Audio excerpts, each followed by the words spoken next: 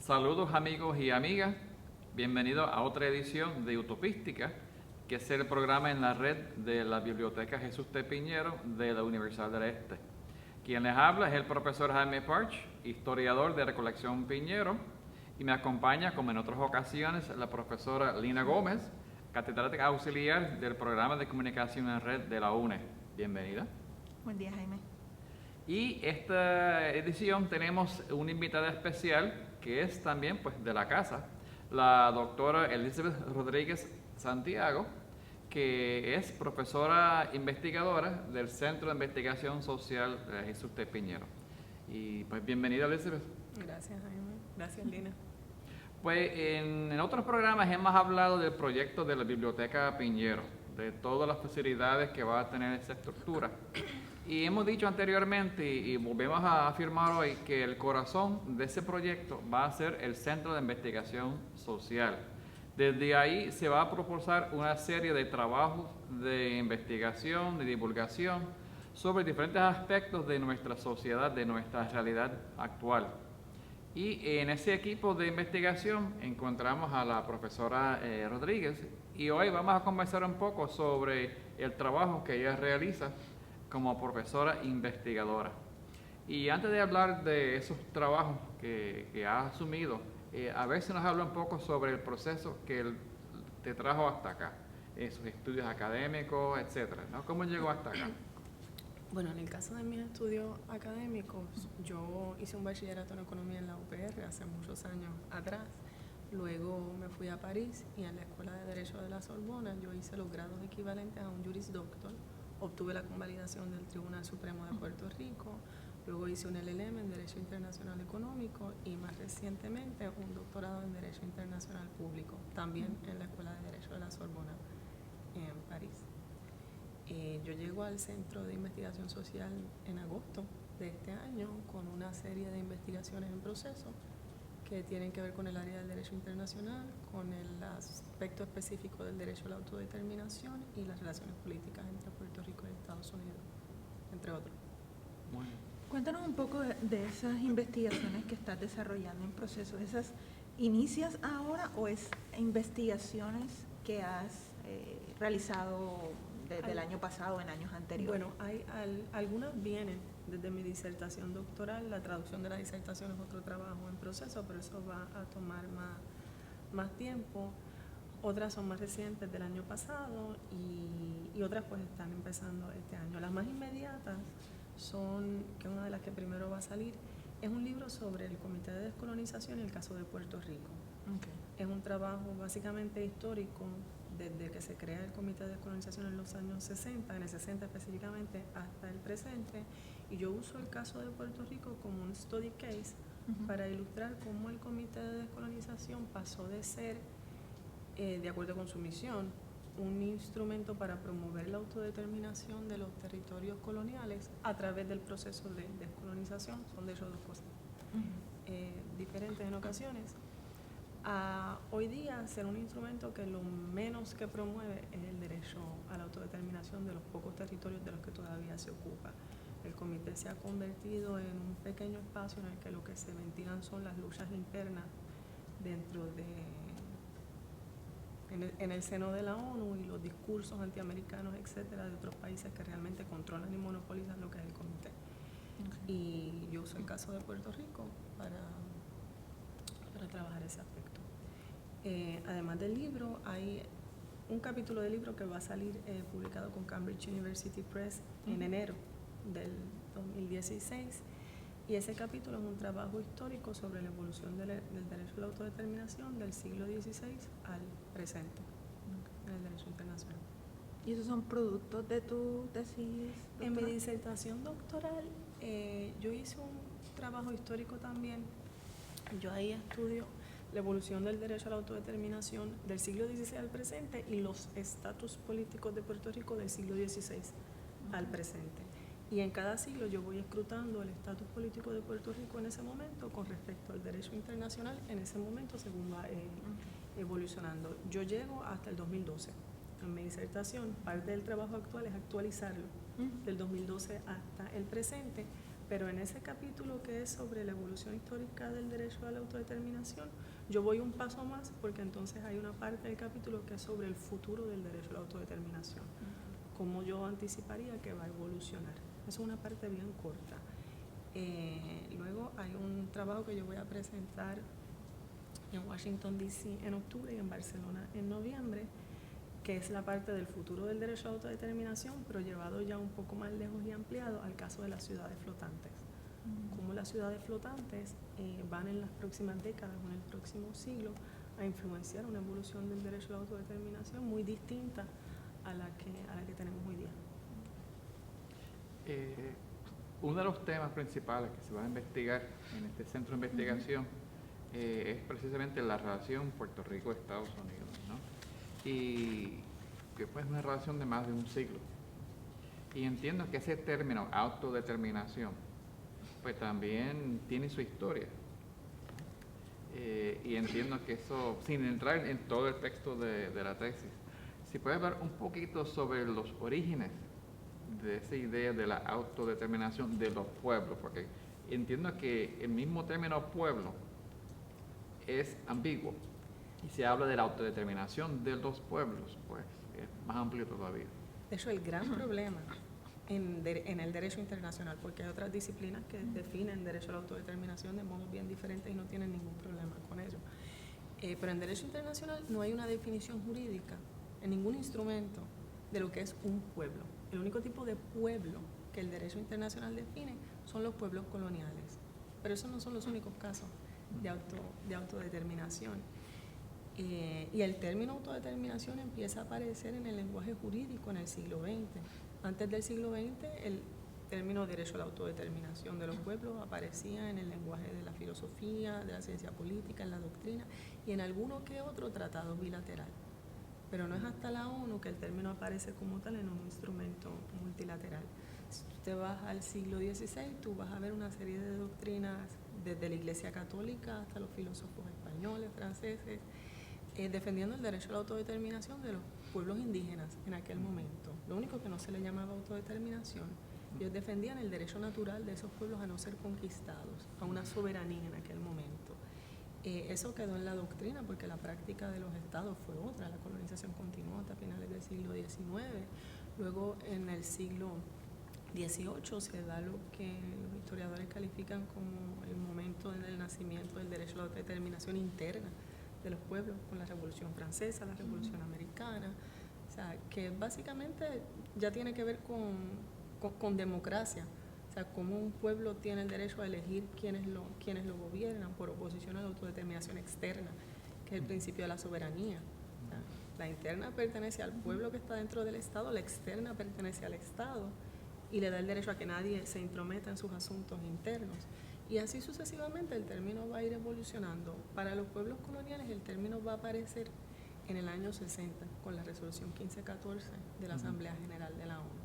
Ni siquiera es en la Carta de la ONU como mucha gente piensa. La Carta de la ONU dice en el artículo primero que se reconoce el derecho a la autodeterminación de los pueblos, pero a lo que se refiere ahí con pueblo son los estados miembros de la ONU. O sea, no hay ninguna parte en la Carta de la ONU donde aparezca ni siquiera el término colonia. El capítulo 11 se refería a los territorios no autónomos, pero el lenguaje del capítulo 11 prácticamente legitima la relación colonial, porque se trata de los pueblos que todavía no están listos para autogobernarse, por lo tanto, los países que los administran asumen la responsabilidad de administrarlo. O sea, todo lo que la evolución del derecho a la autodeterminación en favor de los pueblos coloniales, que va a dar lugar al derecho de la descolonización, son cosas distintas, aunque están atadas, se va a dar a través de una reinterpretación de ese artículo 1 y a través de una reinterpretación del capítulo 11 a partir de las resoluciones de la Asamblea General que van a ir dando lugar al surgimiento de un derecho consuetudinario, desde el 60 al presente. Es más amplio, pero en síntesis. Sí, sí, sí. Elizabeth, lo que es la parte del futuro del Estado como instancia política es un tema que has desarrollado. Ese es el más reciente. El más reciente. Sí. Y que estás también, o has trabajado lo que es el proceso de descolonización en el caso de Puerto Rico, que lo mencionaste. Sí, entonces, el grueso de mi... Si nos puedes explicar un poco, sobre la relación entre lo que sería descolonización y Estado, y ahondar un poco más en eso. Debo rectificar. En mi trabajo yo no he estudiado todavía lo que ha sido el proceso de descolonización de Puerto Rico porque todavía no se ha dado. Hubo un proceso llamado de autodeterminación que dio lugar a la creación del ELA, y a partir de eso Puerto Rico fue eliminado de la lista de territorios no autónomos en la ONU y volvió a ser reincorporado no en la lista, sino en la agenda del Comité de Descolonización en los años 70. El Comité de Descolonización se crea en el 60, se crea con la única misión de administrar lo que es la resolución 1514, que reconoce el derecho a la autodeterminación y a la independencia de los pueblos coloniales. El caso de Puerto Rico se ventila ahí como un punto añadido a la agenda cada año, desde el 72. Eso no ha dado lugar a un proceso de descolonización como proceso. Aquí han habido unos referéndums, pero eso es algo distinto. Y bueno, yo trato sobre eso en mi libro sobre el Comité de la Descolonización y Puerto Rico, pero en mis conclusiones la intervención del Comité de Descolonización en el caso de Puerto Rico es algo totalmente inútil. O sea,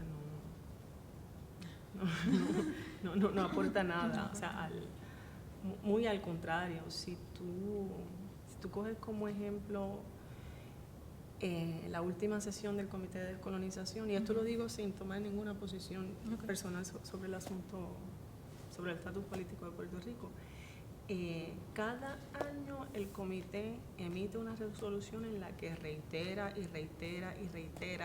el derecho de Puerto Rico a la independencia, el apoyo de América Latina y A, B, C, D, E, X organización en pro de la independencia de Puerto Rico y bla, bla, bla, bla, bla.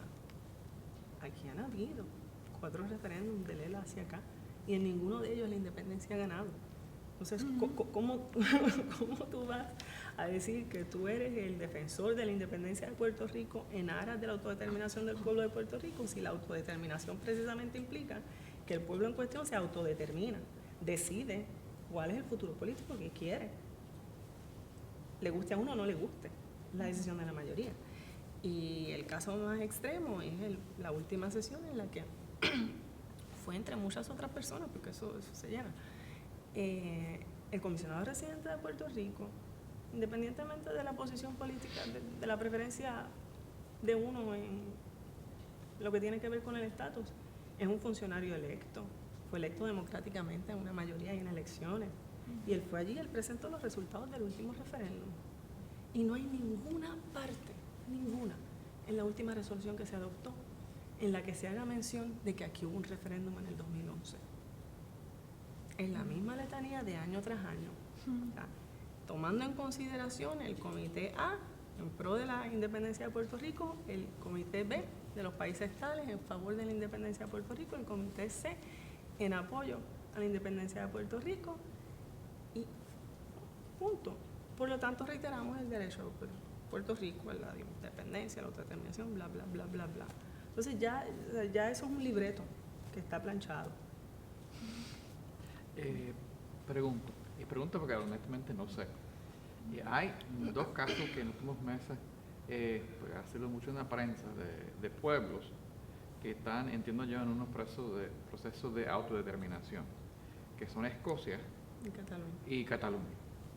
Y hace poco pues hubo otro referéndum en Cataluña. Y no sé si esos procesos tienen algún elemento o tienen alguna presencia en la ONU. No. Y pregunto, primero eso sí, que si tienen alguna presencia, y segundo, ¿hay alguna convergencia entre esos procesos, digamos de Escocia y de Cataluña, y lo que aquí se da? Mira, son casos bien distintos, y si yo te voy a dar una definición bien general de lo que es el derecho a la autodeterminación de los pueblos, aunque el derecho internacional nunca haya definido concretamente qué es un pueblo, pues voy a coger el artículo 1 de cada uno de los pactos internacionales en materia de derechos humanos del 66, que dice que todos los pueblos tienen derecho a la autodeterminación. En virtud de ese derecho, ellos libremente determinan su futuro político, su estatus, su futuro económico, etc. ¿Ok? Pero, ¿qué quiere decir eso? ¿Los catalanes se consideran un pueblo aparte? ¿Sí o no? ¿Escocia se considera un pueblo aparte? ¿Sí o no? O sea, puede haber un pueblo dentro del seno de un estado, pueden haber muchos pueblos dentro de un mismo estado. Los debates jurídicos son interminables. Lo que pasa es que fuera de eso, en otros instrumentos legales, no hay una precisión. Donde único es bien concreto, y es el caso más fácil, son los casos coloniales. Ahí hay un derecho consuetudinario súper consolidado con un comité de la descolonización que funcione o no funcione. Es un organismo internacional que administra esos instrumentos. Y ahí no hay mucho debate a interpretación, pero en lo que tiene que ver con casos de secesión es mucho más difícil, porque la realidad es que el derecho positivo internacional hace que prevalezca el principio de la integridad territorial del Estado sobre cualquier tipo de reclamo de secesión. Eso no quiere decir, el mapa del mundo cambia constantemente, eso no quiere decir que no hayan habido casos de secesión, que luego los estados los reconocen, esos países consiguen admisión en la ONU, pero se da un proceso político, entonces luego se pasa a lo otro. Pero bajo el derecho positivo actual, en el estado en el que está, ni los catalanes tienen un derecho a la secesión, ni los escoceses tienen un derecho a la secesión. Eso dicho, eso no quiere decir que el proceso no se pueda dar. Una de las cosas que yo argumento en mi trabajo sobre el futuro del derecho a la autodeterminación es que ya es hora de que se flexibilice un poco ese principio tan estricto de la integridad territorial, porque en la vida real, ok, esto lo van a tener que editar. Okay.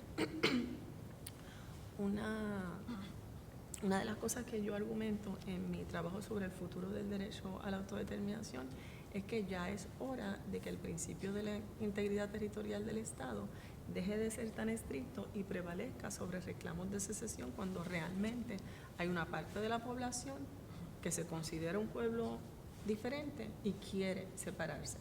Primero porque por asuntos de seguridad, estabilidad, paz, no es deseable. Cuando hay una parte de la población que realmente se quiere separar, lo que la historia nos ha demostrado es que la secesión es inevitable. Entonces mejor que se dé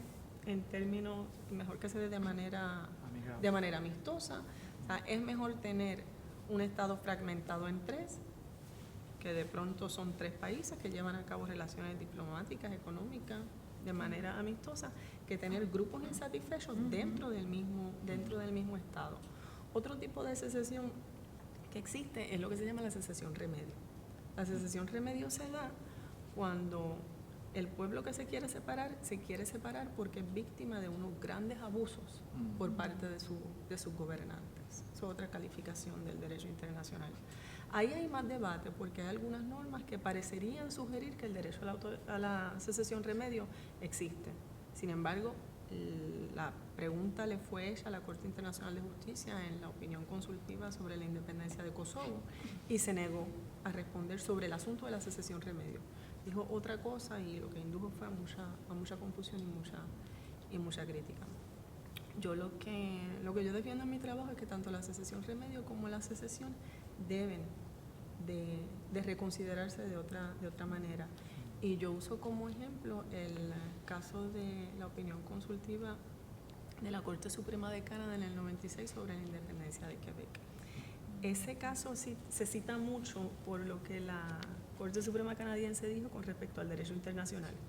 Que dijo que ella entendía, luego de estudiar las diferentes normas de derecho internacional, que el derecho internacional no reconocía un derecho a la secesión al pueblo de Quebec. Sin embargo, casi nunca se habla de lo que dijo la Corte sobre el derecho constitucional canadiense. La Corte dice, no hay nada en el derecho constitucional canadiense que le permita a Quebec o cualquier otra provincia separarse de Canadá.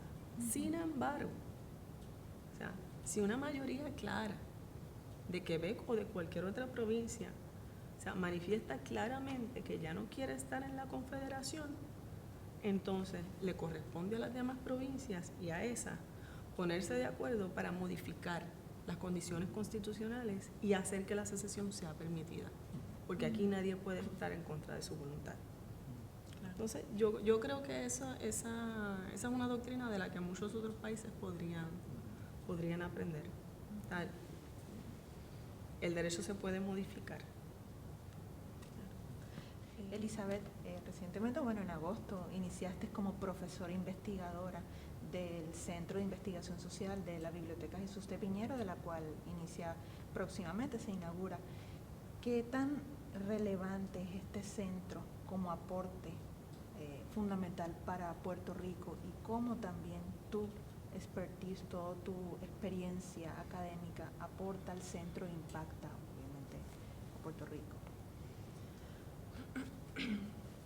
Bueno, yo creo que un centro de investigación social es muy importante para Puerto Rico y en una sociedad. Nosotros en el centro, no solamente yo, sino los otros, mis colegas investigadores, estamos trabajando con temas que son muy comunes. En Puerto Rico se hablan en la prensa, se hablan en la televisión, pero por lo general se banalizan.